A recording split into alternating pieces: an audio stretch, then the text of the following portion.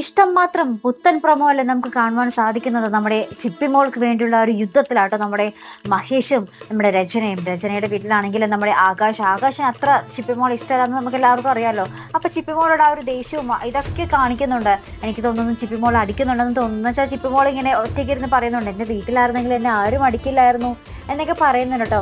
അതിനുശേഷം നമ്മുടെ രചന നമ്മുടെ ചിപ്പിമോളുടെ കൂടെ രാത്രിയൊക്കെ വന്നിരിക്കുമ്പോൾ നമ്മുടെ മഹേഷ് വന്നിട്ട് കൊച്ചിനെ നോക്കാൻ ആയി ഉണ്ടല്ലോ, പിന്നെ നീ എന്താണ് ഇവിടെ തന്നെ ഇരിക്കാൻ പോകുകയാണോ, എന്തേ കൊച്ചിനെ കിട്ടിയപ്പോൾ വേറെ എല്ലാം മറന്നോ എന്നൊക്കെ ചോദിച്ചിട്ട് നമ്മുടെ ആകാശ് വന്ന് നമ്മുടെ എന്താ പറയുക രചനയോട് പറയുന്ന കുറച്ച് രംഗങ്ങളും തന്നെയാണ്. അപ്പോൾ ചിപ്പിമോൾ ആകെ ആ ഒരു വീട്ടിൽ ഭയങ്കരമായിട്ട് എന്താ പറയുക പീഡനം സഹിക്കുന്നു എന്ന് തന്നെ പറയാം. നമ്മുടെ മഹേഷിൻ്റെ വകയല്ല ആകാശിൻ്റെ വകയും നമ്മുടെ രചനയ്ക്കാണെങ്കിൽ കൂടുതൽ കെയർ ചെയ്യാൻ പറ്റുന്നില്ല.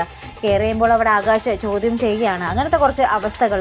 അപ്പുറത്താണെങ്കിൽ നമ്മുടെ മഹേഷ് കോടതിയിലും പോലീസ് സ്റ്റേഷനിലും ഒക്കെ കയറി ഇറങ്ങുക ചിപ്പിമോളെ തിരികെ സ്വന്തമാക്കാൻ വേണ്ടി. അപ്പുറത്താണെങ്കിൽ നമ്മുടെ ഇഷിതയ്ക്കാണെങ്കിൽ ചിപ്പിമോളെ കാണാതിരിക്കാൻ പറ്റുന്നില്ല. അപ്പോൾ ചിപ്പിമോളെ ഇങ്ങനെ എന്താ പറയുക സ്വന്തം സിസ്റ്ററോട് ഇങ്ങനെ പറയുന്നുണ്ട്, ഇഷ്ടത്തിന് മേലൊരു ഇഷ്ടമുണ്ടോ, ആ ഒരു ഇഷ്ടമാണ് എനിക്ക് നമ്മുടെ ചിപ്പിമോളോട് പറഞ്ഞിട്ട് നമ്മുടെ ചിപ്പിമോളും ഇഷിതയും തമ്മിൽ ഇങ്ങനെ കെട്ടിപ്പിടിച്ച് നിൽക്കുന്ന ഒരു ഫോട്ടോയ്ക്ക് ഇങ്ങനെ പടമൊക്കെ ഇങ്ങനെ വരച്ചുകൊണ്ടിരിക്കുവാട്ടെ ഇഷിത. അങ്ങനത്തെ കുറച്ച് രംഗങ്ങളാണ് നമ്മുടെ ചിപ്പിമോൾക്ക് വേണ്ടിയുള്ള ഒരു യുദ്ധം. ഇനി നമ്മുടെ ഇഷിത നമ്മുടെ മഹേഷിനെ സഹായിക്കുമോ ചിപ്പിമോളെ തിരികെ മഹേഷിന്റെ കൈകളിലേക്ക് എത്തിക്കണം എന്ന് വെച്ചാൽ നമ്മുടെ ചിപ്പിമോളുടെ ഇഷ്ടമാണ് പ്രധാനം അല്ലെ.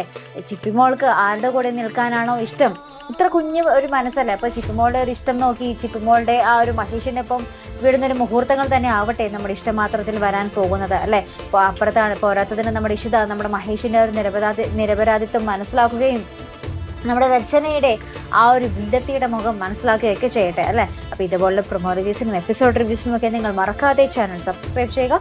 അടുത്തൊരു വീഡിയോയിൽ വരുന്നത് വരയ്ക്കും ഗുഡ് ബൈ.